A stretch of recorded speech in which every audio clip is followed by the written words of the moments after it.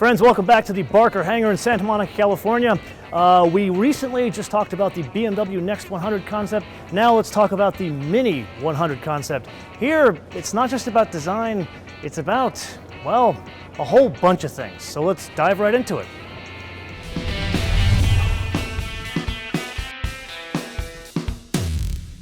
So in the BMW Next 100 concept, that car over there, it was a lot about design, a little bit about texture, something about propulsion systems, and then very cool like tiles that move.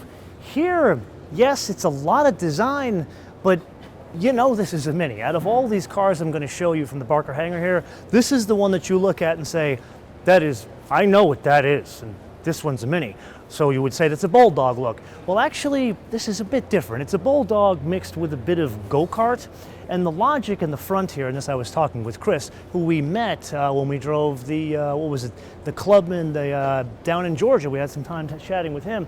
Anyway, here, this is a go-kart, but think about what a go-kart is. A go-kart is low, you kind of like, it's right in your face, like the bugs come into your face and you're driving around a go-kart track like I did in Pennsylvania many, many years ago. This, well, it's all glass. Now the first question I left with Chris was, well, how does that work with NCOP and DOT and all that kind of stuff?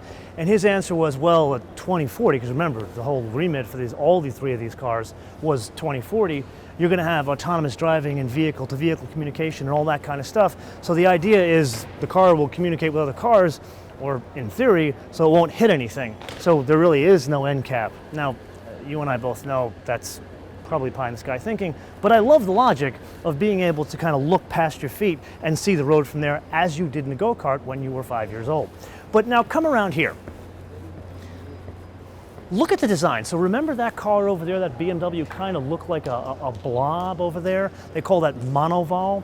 This, yeah, there's a little bit of monoval, like volume car look, where it comes up over here. Remember, you've got different, I guess, yardsticks when you've got EV propulsion, because you don't have to worry about packaging an engine and exhaust and gas tanks about that.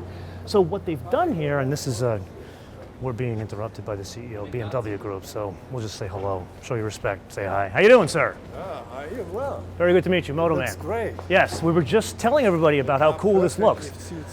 Out of all the cars here, yeah, this is the one where you look at it and immediately say, I know what that is. Yeah, true. That's a Mini. But he's more excited about the motorcycle. You were really excited about the motorcycle. I was excited about all, definitely. The motorcycle was really cool. Okay. Okay. Tschüss. Bis später. Okay, so here, back to, there you go. You just met the CEO of BMW. How do you like that? See what I do for you people? Anyway, back to Minis. So here you got that monoval look, but what I love what they did here is, yeah, you've got it in the glass, but it still has that go-kart or Bulldog look to it, which that's why it looks identifiable. But now come around here. This was the only car in these three cars of this Next 100 where they actually said, well, the future is not going to be so much owning a car, there's going to be some aspect of car sharing, which we're already seeing today with like the Zip cars of the world. Like car manufacturers like General Motors and Audi are investing into car sharing as well as BMW. So this being that it's a more, I would argue this is a lifestyle brand. I would argue this is more of a, I don't want to say hipster brand, because I met a lot of you at Mini Takes the States, and you are very much car guys, but you're a different breed. And the logic here was, okay, try to change the design, Chris, interpret what a car would look like in 25 years, but think of it in terms of fractional ownership or how you could share the car. Now, come around here, let me show you some of the things that Chris did. And this was all accomplished with textures and the space. Now, look at this from the driver's point of view. Remember we said go-kart and you're looking over your legs? Remember that feeling when you were 5 years old or 10 years old, whatever it is? Here, it's all different textures. So you've got brass in here, you've got recycled plastic bottles in here, this is paper from Japan here, this is Alcantara, and then get this. This here is Alcantara that's been sewn into a weave, so it's not necessarily Alcantara, and then this is its own separate kind of Alcantara up here. And the logic is it can be reusable if the car is shared. Even the pedal and the steering wheel can go side to side, so right or left hook depending on where it is. And then you have like this Cooperizer in here, which to me looks like 20,000 Leagues Under the Sea back here. But that one, it's like that doesn't move, but it just kind of brings together the whole mininess of this project. Anyway, let's put this all together and sum it up.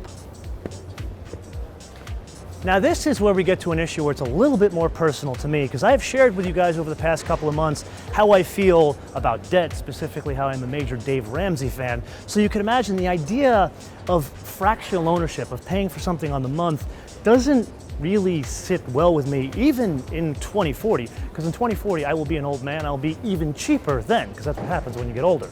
So we need to look at this a little bit differently. This is very cool. I have all these cars here that I've looked at. This is the one, just from an aesthetic point of view, that I love the most because it's so iconic for a Mini. But at the end of the day, I want to own it outright. I wouldn't want to share the car, partly because again, I'm a little OCD and I don't want other people touching my car.